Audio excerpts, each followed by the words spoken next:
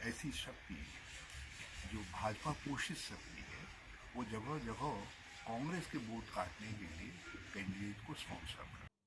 ये कांग्रेस को हुआ क्या है? कांग्रेस केदारनाथ में अपनी गलतियों के चलते चुनाव हारी है, लेकिन वो ठीकरा बॉबी पवार के सिर फोड़ रही है, वो ठीकरा त्रिभुवन सिंह चौहान के सिर फोड़ रही है। दरअसल ये कांग्रेस की नई समस्या नहीं है। दिल्ली में अरविंद केजरीवाल आम आदमी पार्टी को लेकर खड़ा हुए तो कांग्रेस ने कहा वोट कटवाएं, बीजेपी को फायदा पहुंचाएंगे। और दूसरे राज्यों में भी जब भी कोई ताकत खड़ी होती है तो कांग्रेस को लगता है कि ये वोट कटवा करके बीजेपी को फायदा पहुंचाएंगे। लेकिन जब यूपी में सीटों के शेयरिंग की बात आएगी तो समाजवादी पार्टी हमें झोला भर के बराबर की सीटें दे दे, जहां बहुत कुछ जमीन हमारी बची नहीं है। लेकिन मध्य प्रदेश में समाजवादी पार्टी जाएगी तो कमलनाथ कहेंगे अखिलेश वखिलेश कौन है। ये दरअसल कांग्रेस का मिजाज है। दूसरा बीजेपी का मिजाज देखिए, वो बिहार में बड़ी ताकत हो चुकी है लेकिन नीतीश को आगे करके राजनीति कर रही है। एकनाथ शिंदे को लेकर के महाराष्ट्र में राजनीति आगे कर रही है। लेकिन कांग्रेस की स्थिति किस तरह की है? केदारनाथ में जिस अंदाज में पहले टिकट को लेकर सिरफुटौल हुआ और उससे पहले जिस तरह से प्रदेश अध्यक्ष करण महाराज यात्रा लेकर के पहुंचते हैं हर की पैड़ी से केदारनाथ धाम, उसमें किस तरह के सिरफुटौल की चीजें सामने आती हैं, बातें सामने आती हैं। और करण महाराज ने तो मेरे इंटरव्यू में कहा है कि मनोज रावत अगर टिकट चाहते हैं, केदारनाथ की लड़ाई लड़ना चाहते हैं, तो 300 किलोमीटर की यात्रा में मात्र वो 3 किलोमीटर क्यों चढ़े? ये बहुत सारे सवाल कांग्रेस के भीतर है, लेकिन अब एक सिलसिला कांग्रेस की तरफ शुरू हो गया। कांग्रेस की कॉरिडोर्स में यही बात चल रही है कि दरअसल त्रिभुवन सिंह चौहान को बीजेपी ने ताकत दी थी, बीजेपी ने संसाधन दिए थे वोट काटने के लिए ताकि बीजेपी आराम से जीत जाए। ये बात तब तो सही साबित हो सकती थी कि त्रिभुवन चौहान को 1000, 1500, 2000 वोट मिलते और कांग्रेस 1000, 1500, 2000 वोट से ही हार जाती। वो करीब 9,500 के आसपास वोट लेकर के चला गया है। और आप बात कर रहे हैं कि बीजेपी के इशारे पर बॉबी पवार और त्रिभुवन चौहान ने मिलकर आपको हरा दिया।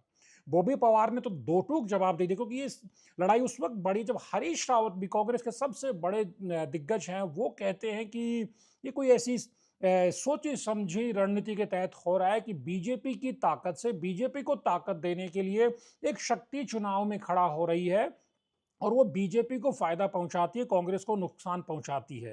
अब सुनिए हरीश रावत जी ने क्या कहा। एक गंभीर खतरा उत्पन्न हो रहा है। एक ऐसी शक्ति जो भाजपा पोषित शक्ति है वो जगह जगह कांग्रेस के वोट काटने के लिए कैंडिडेट को स्पॉन्सर कर रहा है। यानी हरीश रावत जी की माने तो आने वाले 2027 के चुनाव में बीजेपी और कांग्रेस को छोड़ के उत्तराखंड में कोई भी पॉलिटिकल पार्टी चुनाव लड़ेगी तो वो बीजेपी को फायदा पहुंचाने के लिए चुनाव लड़ेगी। बीएसपी चुनाव ना लड़े, यूकेडी चुनाव ना लड़े, अब बॉबी पवार चुनाव ना लड़े, आम आदमी पार्टी चुनाव ना लड़े।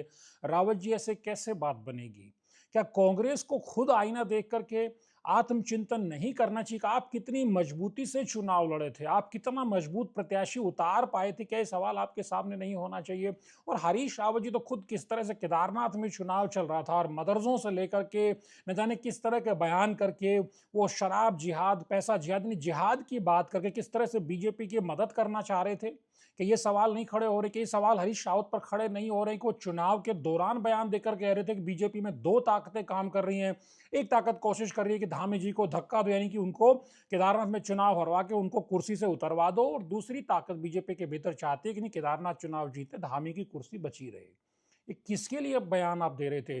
कांग्रेस के भीतर तो सवाल इस चीज को भी लेकर के उठ रहा है कि जब ऐश्वर्या रावत, जो दिवंगत विधायक शला रानी रावत की बेटी हैं, और वो बीजेपी के साथ बहुत उनका पैचअप नहीं हो पा रहा था और वो एक तरह से भूमिगत सी दिखाई दे रही थी, या वो कोप भवन में बैठी हुई थी, तो क्या सबसे पहले हरीश रावत वहां नहीं पहुंचते? फिर उसी दिन 24 घंटे गुजरते नहीं है, बीजेपी पूरा लाव लश्कर लेके पहुंच जाती है और उसके बाद मुख्यमंत्री के मंच पे, बीजेपी के मंच पे ऐश्वर्या रावत दिखाई देती हैं।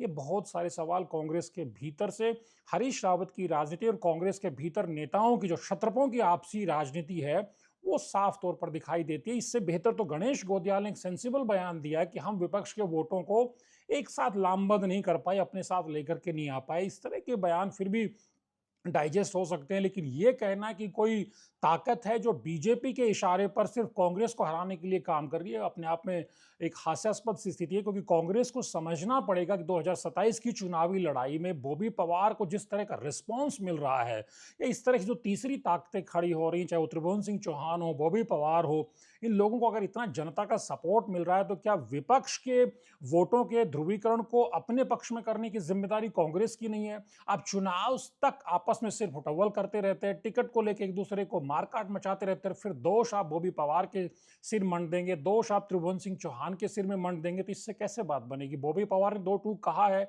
कि हम लोग तो मंगलौर में भी चुनाव नहीं लड़े थे, बद्रीनाथ में भी चुनाव नहीं लड़े थे, इस उम्मीद में कि कांग्रेसी विधायक आएंगे तो वो भू कानून को लेकर के, बेरोजगारी को लेकर के, नौकरियों को लेकर के सरकार को कटघरे में खड़ा करेंगे। लेकिन आपके ज्यादातर विधायकों पर तो या आपके ज्यादातर नेताओं पर तो आरोप लगता है कि रात के अंधेरे में मुख्यमंत्री से मिलकर अपने काम करवा रहे होते हैं।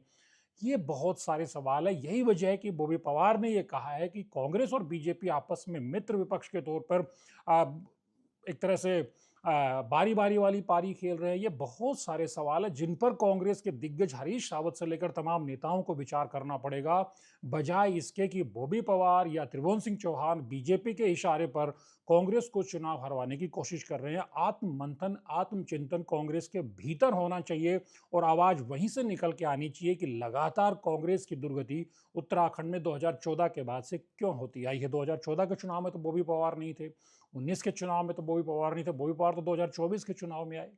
24 में आप टिहरी में बॉबी पवार को क्यों नहीं समर्थन दे सकते थे? जब राहुल गांधी बेरोजगार और युवाओं की बात कर रहे थे, उसी आवाज को बुलंद बॉबी पवार कर रहे थे। बॉबी पवार तो राहुल गांधी से मिलने तक भी गए थे, फिर आप लोगों ने समर्थन क्यों नहीं कर दिया?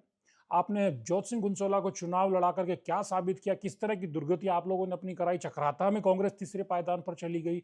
बहुत सारे सवाल तो कांग्रेस के नेताओं को पहले खुद से पूछने पड़ेंगे। बॉबी पवार, त्रिभुवन सिंह चौहान या किसी भी उत्तराखंड में चुनावी लड़ाई लड़ने वाली तीसरी ताकत की तरफ उंगली उठाने से पहले। द न्यूज अड्डा के वीडियोज को लाइक कीजिए, शेयर कीजिए, चैनल को सब्सक्राइब करना मत भूलिए। नमस्कार।